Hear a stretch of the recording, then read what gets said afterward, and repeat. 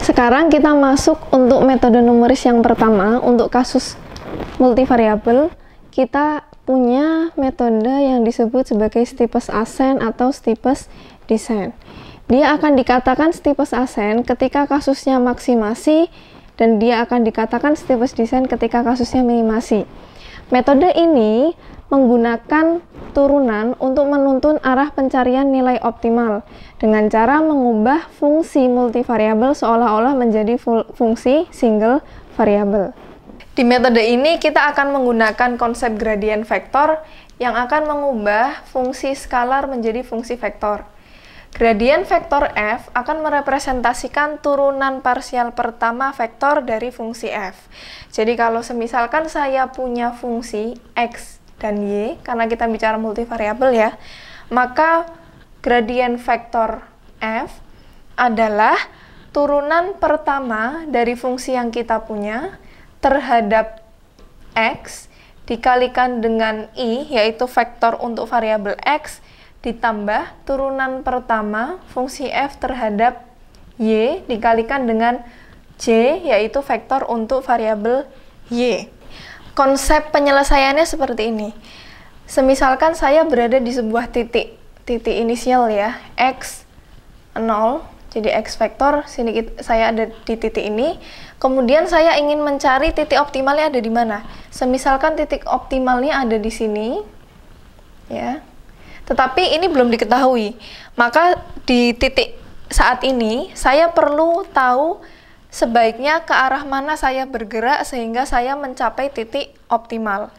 Nah, jadi kan ada beberapa pilihan arah gitu ya. Bisa ke sana, dan seterusnya. Nah, arah mana yang sebaiknya saya ambil itu direpresentasikan dengan gradient f. Jadi kalau semisalkan saya sekarang posisi ada di x0, maka langkah berikutnya yaitu x1, x vektor 1, itu sama dengan titik kita sekarang yaitu x0 ditambah dengan tadi arahnya sebaiknya kemana. Oke. Katakan kita mendapatkan kalau dari gradient f-nya arahnya ke sini gitu ya. Nah, seberapa jauh saya harus melangkah di arah ini? Apakah sekian jauhnya atau sekian dan sekian? Seberapa jauh saya melangkah itu direpresentasikan dengan H. Nah, ketika kita sudah bisa menghitung nilai X1-nya di mana, kita menentukan lagi kemana lagi kita harus melangkah untuk X2 dan seterusnya. Kita lakukan proses updating X atau proses iterasi sampai tercapai batas iterasi maksimal atau tercapainya konvergensi solusi. Oke, untuk lebih jelasnya kita akan coba kerjakan contoh soal. Semisalkan saya punya fungsi XY, variabel keputusannya ada X dan Y ya. Di sini X kuadrat plus Y kuadrat plus 2X plus 4. Kemudian kita disuruh mencari nilai optimalnya, nilai X dan Y optimalnya untuk mengoptimalkan fungsi XY. Di sini diketahui bahwa kita akan mulai bergerak dari titik awal X-nya 2 dan Y-nya 1. Oke. Tahap pertama yang harus kita lakukan, kita perlu menurunkan satu kali fungsi yang kita punya terhadap X dan terhadap Y. Jadi di sini saya tuliskan fungsi turunan pertama.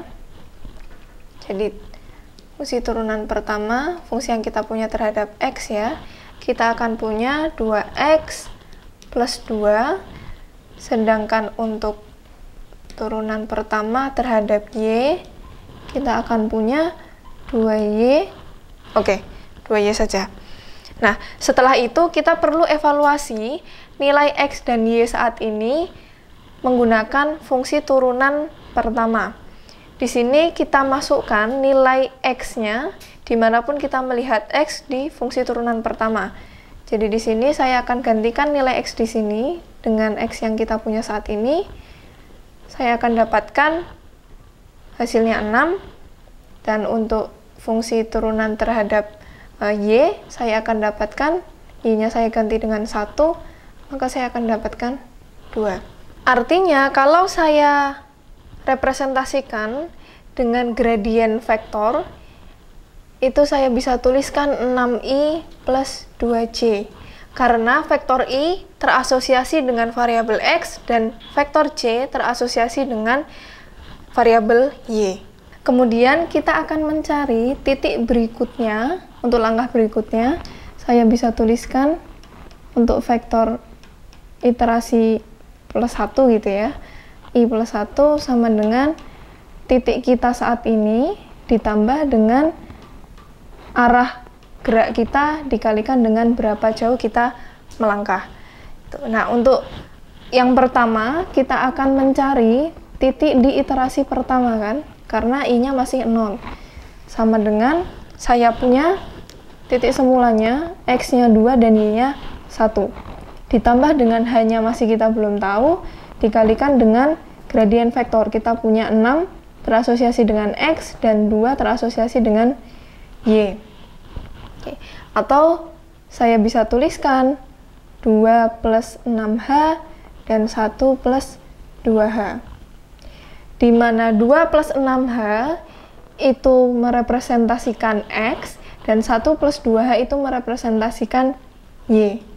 Nah, artinya kita sekarang bisa membuat fungsi h. Caranya, dimanapun kita melihat variabel x di fungsi awal, kita akan ganti dengan 2 plus 6h, dan ketika kita melihat variabel y, kita akan mengubahnya dengan 1 plus 2h. Sehingga di sini saya bisa tuliskan, sini ya, fungsi h, saya tulis di sini fungsi, biar nggak bingung ya, tadi kita punya fungsi awal itu f, kita di sini saya tuliskan gh sama dengan berapa? 2 plus 6h saya kuadratkan dan seterusnya saya akan dapatkan 40h kuadrat plus 40h plus 13. Nah, di sini teman-teman bisa amati bahwa yang semula kita punya fungsi multivariabel x dan y, sekarang kita punya seolah-olah kita punya fungsi single variabel dengan variabel h. Oke, saya tuliskan ulang untuk fungsi yang barusan kita dapatkan, fungsi h ya, atau sama dengan fungsi x di langkah berikutnya. Oke, saya punya tadi berapa? 40h kuadrat plus 40h plus 13. Kemudian kita perlu mencari nilai h-nya itu berapa. Caranya adalah dengan kita menurunkan satu kali fungsi gh, kita akan dapatkan nilai h optimal. Oke, jadi kita turunkan fungsi g terhadap h sama dengan 0 untuk mencari h optimal. Di sini kita punya turunan pertamanya adalah 80h plus 40 sama dengan 0. Oke, sehingga saya akan dapatkan 80h sama dengan min 40, sehingga hanya adalah minus setengah.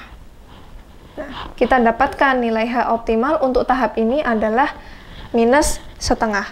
Kemudian nilai h ini kita apakan? Nilai minus setengah ini kita masukkan ke dalam fungsi untuk mencari titik x dan y yang baru. Kalau saya tulis di sini, saya tulis ulang generalnya ya. Titik yang baru sama dengan titik saat ini ditambah dengan arah kita bergerak, disimbolkan dengan gradien f, dan seberapa jauh kita melangkah. Oke.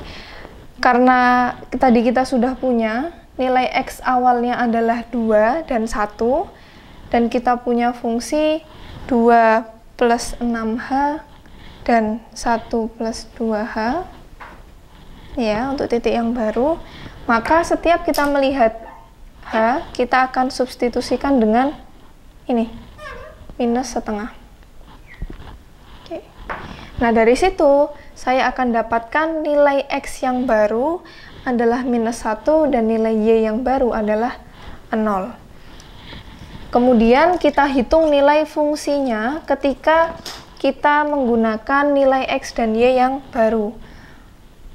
Untuk nilai fungsi menggunakan minus 1 dan 0, kita akan dapatkan nilai fungsinya adalah, ini kita masukkan ke fungsi semula. Jadi saya tulis fungsinya lagi ya di sini, supaya tidak lupa. Fx sama dengan x kuadrat plus y kuadrat plus 2x plus 4. Nah, minus 1 dan 0 ini kita masukkan ke fungsi semula, kita akan dapatkan hasilnya 3. Oke, kita bandingkan dengan fungsi menggunakan titik semula. Titik semula kita tadi punya berapa? 2 dan 1. Titik semulanya kalau kita masukkan 2 dan 1 ke fungsi ini, kita akan dapatkan nilai fungsinya 13. Terlihat bahwa titiknya berubah, titiknya bergeser, dan fungsinya, nilainya juga berubah.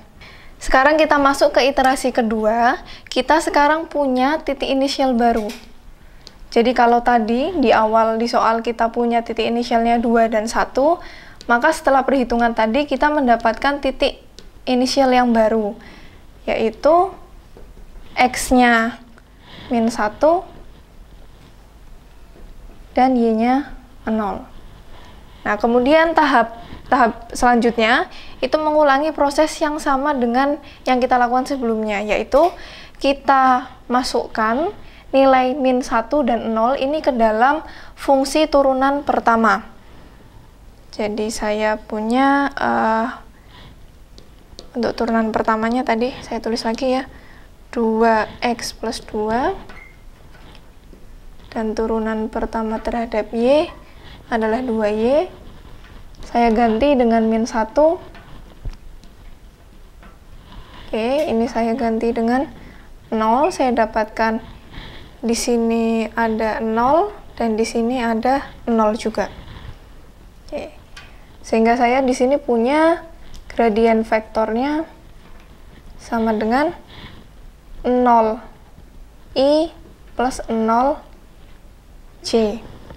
Nah, di sini kita dapatkan vektor untuk x-nya 0, vektor untuk y-nya 0. Artinya, langkah berikutnya, kalaupun kita melangkah lagi, kita tidak akan mendapatkan improvement. Kalaupun kita melanjutkan perjalanan, kita tidak akan mendapatkan titik yang lebih baik.